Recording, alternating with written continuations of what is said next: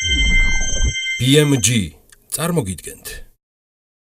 სოციალური მეწარმეობის მხარდასაჭერად 2018-ის ფარგლებში საქართველოს მასშტაბით დაინტერესებული სტუდენტებისთვის სემინარების ციკლი დაიწყო. კონკურსი საქართველოს სტრატეგიული კვლევების და განვითარების ცენტრის მიერ ევროკავშირის დაფინანსებით მიმდინარე პროექტების ფარგლებში იმართება, რომლის მიზანიც ახალგაზრდებში სოციალური მეწარმეობის კონცეფციის პოპულარიზაცია და სტუდენტების სოციალური მეწარმეობის განვითარების პროცესში აქტიური ჩართვაა.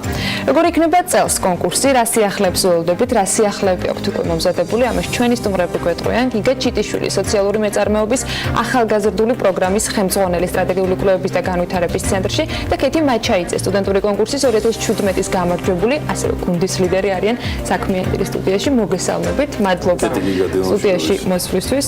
ფაქტია რომ გავიზარდეთ უკვე ნიკასთან ერთად ხა კიდევ გამარჯვებულიც ყავს რა. მე მიხარია რომ პირობა არაფერი აღარ არის დასადები არც პირდაპირ ეთერში, არც სტრატეგიული განვითარების ცენტრთან, არც გიგასთან, ანკეტისთან, კეთის ულოცავ გამარჯვებას შარშანდელს კიდევ ერთხელ.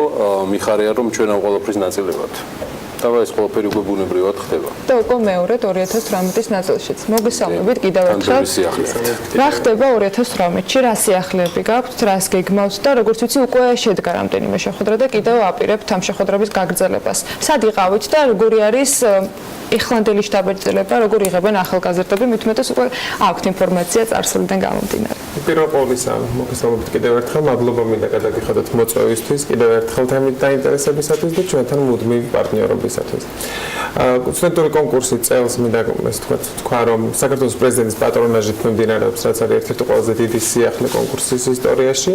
კონკურსი უკვე დაიწყო და 13 მარტამდე გრძელდება რეგისტრაციის პროცესი და 13 მარტის ჩათვლით ჩვენ ჩავდივართ სხვადასხვა ქალაქებში, მათ შორის ვიყავით ფოთში, სადაც ზუგდიდიდან და ქუთაისიდან დაესწრნენ ახალგაზრდების სემინარს ბათუმში, თბილისში და დღეს კიდევ ერთი სემინარი გვაქვს თბილისში, იმისათვის რომ სტუდენტებს მივაწოდოთ მაქსიმალურად მეტი ინფორმაცია სოციალური მეწარმეობის და კონკურსის შესახებ. განსაკუთრებით მინდა აღნიშნო, წელს ძალიან გაიზარდა დაინტერესებული სტუდენტთა რაოდენობა, კონკურსში ჩართვის სურვილთა რაოდენობა და დაახლოებით უკვე 400-მდე სტუდენტი უკვე ჩაერთო სემინარებში და ველოდებით რომ დარეგისტრირებულთა რაოდენობაც იქნება საკმაოდ მაღალი, რომელიც 13 მარტს გახდება ჩვენთვის ცნობილი. მოდით, სანამ ასე კონკრეტულ ქალაქებში ჩავხვალთ და სანამ 13 მარტი მოგვიახლოვდება, საქართველოს მასშტაბით ყველას ერთიანად გაუზიაროთ ის წესები და ის პერსპექტივა, რომელიც ამ კონკურსის ფარგლებში მათ ექნება თუ კი 13 მარტამდე მოახერხებენ დარეგისტრირებას და პროექტების წარდგენას.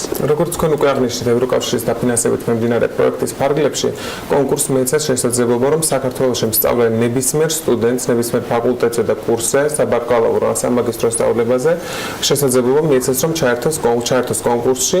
4 ადამიანი რეგისტრირდება გუნდად, გუნდს ყავს ლიდერი და ეს გუნდი ავსებს აპლიკაციას, რომელიც არის სოციალური მეწარმეობის შესახებ, ზოგადად იმ ტენდენციების შესახებ, რაც საქართველოში არის ამ მიმართულებით და იმ შეხედულებების შესახებ, რაც ამ კონცეფციის მიმართ აკავშირებთ ახალგაზრდებს.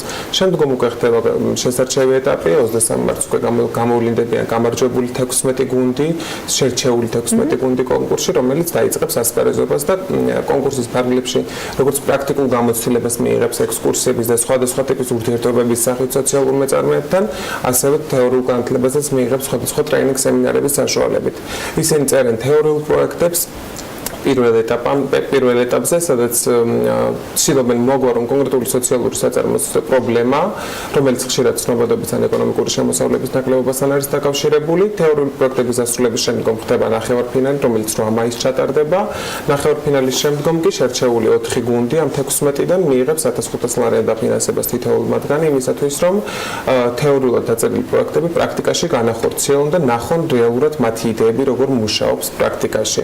ხოლო ფინალური ეტაპი, რომელიც 14 ივნისს ჩატარდება, უკვე შესაძლებლობას მისცემს სტუდენტებს, რომ ჟიურის წინაშე გამოიტანონ ის შედეგები, რომლებიც ერთი თვის განმავლობაში მათ თქვათ დააფიქსირეს კონკურსის ფარგლებში და გამარჯვებული უკვე 15 ივნისს გამოცხადდება საზეიმო დახურვაზე, რომელიც ყოველწლიურად უფრო და უფრო მასშტაბურ ხასიათს იძენს ხოლმე და გამარჯვებულ გუნდს ჩვენი ოქროს სპონსორები. რა შეიცვალა იმით, რომ როგორც ჩვენ ახსენეთ, პრეზიდენტის პატრონაჟით ხდება ამ კონკურსის წლევანდელი მიმდინარეობა, რა სიახლეები შეიძლება იყოს თქვენგან?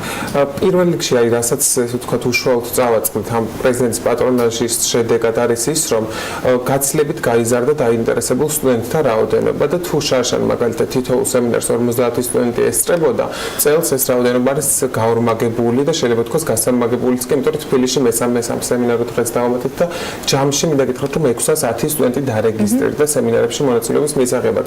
რაც არის ჩვენთვის ძალიან დიდი რაოდენობა სტუდენტებისა გასული წლების ისტორიის ვთქვათ გადახედვის შესაბამისად. ეს არის პირველი რაც მინდა გითხრათ და დანარჩენიც არის ის რომ პრეზიდენტის პატრონაჟი ზოგადად კონკურს გარკვეულწილად ლეგიტიმაციას ძენს და სოციალური მეწარმეობის თემას ხდის უფრო მეტად აქტუალურს და ეს ნიშნავს იმას რომ სტუდენტების ახალგაზრდული იდეები იქნება უფრო მეტად ხელშეწყობილი როგორც ჩვენი ასევე პრეზიდენტის ადმინისტრაციის მხრიდან. ლეგიტიმაცია თქვენ არ გაკლდათ, ამის თქმა შემიძლია დაზუსტებით, უბრალოდ კიდევ ერთხელ ვადასტურებ, რომ მოხარული ვარ, რომ პრეზიდენტი და მისი ადმინისტრაცია შემოუერთდა სოციალური მეწარმეობის მიმართულებას. მე კიდევ ერთხელ მინდა წარმოგიდგინოთ კეთი მაჩაიძე, იგი 2017 წლის გამარჯვებული გუნდის ლიდერია. მიუხედავად იმისა, რომ მეც ანამას და გიგამ შეიძლება ძალიან ბევრი ვისაუბროთ ამ თემაზე, საუკეთესო გადმოცემა და ნარატივი თუ რა შეიძლება შეიცვალოს ერთი აღებული გუნდის ჯგუფის თუ ადამიანის ცხოვრებაში ასეთი გამარჯვების შემდეგ, ალბათ თავად კეთი შეუძლია. მოგესალმებით. გამშვიდობის კიდევ ერთხელ კეთი გისურვებთ. როგორც უკვე აღნიშნეთ, პროექტი რამდენიმე თვის განმავლობაში გრძელდება. ჩვენ საშუალება მოგვეცა, რომ უშუალო შეხება გქონოდა სოციმეწარმეებთან საქართველოში. ბოლო ფინალურ ეტაპზე ერთი თვის განმავლობაში ყოველდღიურად მუშაობდით ქართულ სოციმეწარმეებთან, უშუალოდ ვეცნობოდით მათთან არსებულ პრობლემებს და ვცლებდით მათ მოგვარებას. საბოლოოდ პროექტმა თითოეულ ჩვენგან, ჩემს 4 თანაგუნდელს მოგცა ძალიან დიდი პრაქტიკული თუ თეორიული გამოცდილება, ცოდნა, რომელსაც უკვე მომავალში გამოვიყენებთ ჩვენს პროექტი რაში მდგომარეობდა? ამ შემთხვევაში ჩვენ მუშაობდით ერთად სოციალურ საწარმოსათვის, ოცნებრივ დიზაინი, რომელსაც ერქვა project 11 hashtag გვიპოვე. უმთავრესი მიზანი ჩვენი პროექტისა იყო სოციალური საწარმოს პოპულარიზაცია, მისი ცნობადობის გაზრდა, რადგანაც ძალიან ცოტა ადამიანმა იცოდა ახლა დაარსებული სოციალური მაღაზიის შესახებ და ჩვენ საშუალება მოგვეცა უფრო და უფრო მეტი ადამიანისათვის გაგვეცნო იგი, გაგვეზარდა მისი ეკონომიკური შემოსავლები და გაგვეფართოვებინა მათი პროდუქციის ასორტიმენტი, ასე ვთქვათ. საბოლოოდ გამარჯვების შედეგად ჩვენ მივიღეთ დაფინანსება, რომელიც საშუალება მოგვეცა უკვე შემდგომში მიგვიღოს საერთაშორისო გამოცდილება. ჩვენ გამოგზავნეთ პარიზში, დავესწარით სოციალური სამიტი 3, სადაც შევხვდით სოციმეწარმეებს მთელი სოფლიოდან, გავიზიარეთ მათი გამოცდილება, გავიზიარეთ ქართული გამოცდილება, აქ არსებული პრობლემები და შესაბამისად იქიდან დავბრუნდით კიდევ უფრო მეტი იდეით, ენერგიით, მოტივაციით, რათა უფრო მეტად ჩავერთოთ სოციმეწარმეების განვითარებაში. ქონდათ თუ არა რაიმე სახის ან რაიმე ფორმით გამოცდილება ან შეხება მსგავსი ტიპის საწარმოსთან, პროექტთან, ან ქონდათ თუ არა, თქვათ, იგივე განათლებიდან მიღებული რაღაც პროფესიული ინფორმაციები ამ ნაწილზე, თუ ეს იყო თქვენი ინიციატივა და იდეა და დამატებული ამ კონკურსის ფარგლებში მიღებული ინფორმაციები? მინდა გითხრათ, რომ სოციალური მეწარმეობის შესახებ მე და ჩემი თანაგუნდელებმა სწორედ ამ პროექტიდან გავიგეთ.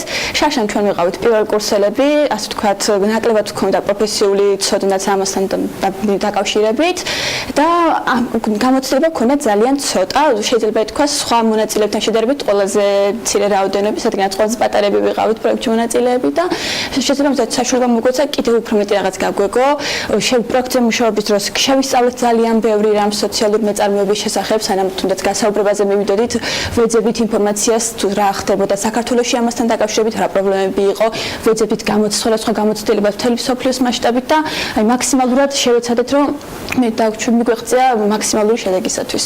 ამის შემდეგ დაფიქრდით თუ არა უკვე თქვენი ავტორობით შექმნილი იყო ახალი სოციალური საწარმო, რომელსაც უკვე თქვენივე თქვათ ბიზნეს შეუწყობდით, ხელს მისთვის იმუშაობდით და ასე შემდეგ. ამ ეტაპზე მე და ჩემი თანაგუნდელები აქტიურად ვართ ჩართული სოციმეწარმეობაში, ასე ვთქვათ, ვიღებთ სხვადასხვა პროექტებში მონაწილეობას, თუნდაც CSRDG-ის მიერ ორგანიზებულში და შემომავალში ვფიქრობთ, რომ ჩვენც გავხდებით სოციმეწარმეები და იმედია წარმატებით შევასრულებთ საზოგადოებრივი საჭირო საქმიანობას. თქვენ წარმატებებს გისურვებთ. გიგა, რა ანაკაცელით წელს? ანუ ის უმჯობესდება ყოველი თქვენი ინიციატივის შემდეგ სტრატეგიული განვითარებისა და კვლევების ცენტრი მე მგონი ძალიან საინტერესო მიმართულების როგორ თქვა ალბათ ერთ-ერთი ფუძემდებელიც ხდება რაც სტუდენტებისთვის სოციალური მეწარმეობის სრულიად განსხვავებული სამყაროს გახსნა. ეს არ არის მხოლოდ ბიზნესი და ეს არ არის მხოლოდ პასუხისმგებლობა, აქ არის ალბათ ყველაზე საინტერესო კვეთა. 2018-ში წინასწარი მონაცემებით იქნება თუ არა მორიგი, არ ვიცი, დაფნა და შემოკრა ხოლმე საიმისოთ რომ საინტერესო იდეები შემოვიდა. ჩვენ ვფიქრობთ რომ წელს გაცილებით უფრო ესე ვთქვათ მასშტაბური იქნება კონკურსი იმ თვალსაზრისით რომ უფრო და უფრო მეტი სტუდენტი დაინტერესდა უკვე სემინარებში ჩართულობით. და ზოგადად ეს სემინარები არის წინაპირობა, არააუცილებელი წინაპირობა იმისათვის რომ სტუდენტებმა შემოიტანონ დახვეწილი საპროექტო განაცხადები, იმიტომ რომ სემინარის განმავლობაში ისინი ძალიან სასიამოვნო და მნიშვნელოვან ინფორმაციას ისმენენ ზოგადად საერთაშორისო და ადგილობრივ მაგალითების და ზოგადად სოციალური მეწარმეობის შესახებ. და ვფიქრობ რომ რადგან უკვე ამდენი სტუდენტი ასეულობით სტუდენტი ჩაერთო უკვე არსებულად სემინარებში და ამდენ ქალაქში წარმატებით ჩაიარა სემინარებმა და დღეს კიდევ წარმატებული დღე გველის წინ ვფიქრობთ რომ ეს აუცილებლად გამოიყენებს სასიკეთო შედეგს ისე ვთქვათ საპროექტო განაცხადების შემოტანის თვალსაზრისით. დაგვამინდა რომ მეთქვა რომ წელსაც ჩვენი ოქროს სპონსორები ფოთის საზღვაო სადგური და მიკროსაფინანსო ორგანიზაცია კრისტალი გამარჯვებული გუნდის წევრებს გაამგზავრებენ საერთაშორისო კონფერენციაზე, რომელსაც თვითონ ირჩევს სტუდენტური გუნდი სოციალური მეწარმეობის შესახებ, რომელ ქვეყანაში, რომელ ქალაქში უნდა გამგზავრება და ჩვენგან უკვე იღებენ ასე ვთქვათ დაფინანსებას ამისათვის და ეს არის კარგი შესაძლებლობა რომ მანამდე მიიღეს მათ თეორიული ცოდნა, პრაქტიკული გამოცდილება და გამარჯვების შემთხვევაში უკვე იღებენ საერთაშორისო გამოცდილებას, რაც შემდგომ ძალიან კარგი ვიცით სად გაემგზავრებიან გამარჯვებულები? წელს არ ვიცით სად გაემგზავრებიან გამარჯვებულები, იმიტომ რომ ისინი თვითონ იღებენ გადაწყვეტილებას თუ რომელ ქალაქში, რომელ ქვეყანაში უნდა გაემგზავრონ ამ კონფერენციასთან დაკავშირებით. თუმცა რა თქმა უნდა ჩვენ შეგვიძლია შევთავაზოთ მრავალფეროვანი, ესე ვთქვათ, არჩევანის შესაძლებლობა მივცეთ, სად შეიძლება წავიდნენ, იმიტომ რომ ჩვენ გვაქვს ხოლმე როგორც წესი საერთაშორისო პროექტებზე წვდომა და შეგვიძლია რომ ესე ვთქვათ შევთავაზოთ. წარმატებები სტრატეგიული კვლევებისა და განვითარების ცენტრს, გიგა, მადლობა მობრძანებისთვის, გიგა ჩიტიშვილს სოციალური მეწარმეობის ახალგაზრდული პროგრამის ხელმძღვანელია ამ ცენტრში. კიდევ ერთხელ მადლობა მინდა უთხრა კეთი მაჩაიძეს სტუდენტური კონკურსის 2017 წლის გამარჯვებული გუნდის ლიდერს. ამოქოქილია ძალიან საინტერესო მიმართულება და სტუდენტები იმედია არ მოაკლებენ თავის ყურადღებას. თუმცა ბევრი წინაპირობა არსებობს საიმისოთ რომ ხარისხიანი განაცხადით და იდეით წარსდგეთ ამ კონკურსში.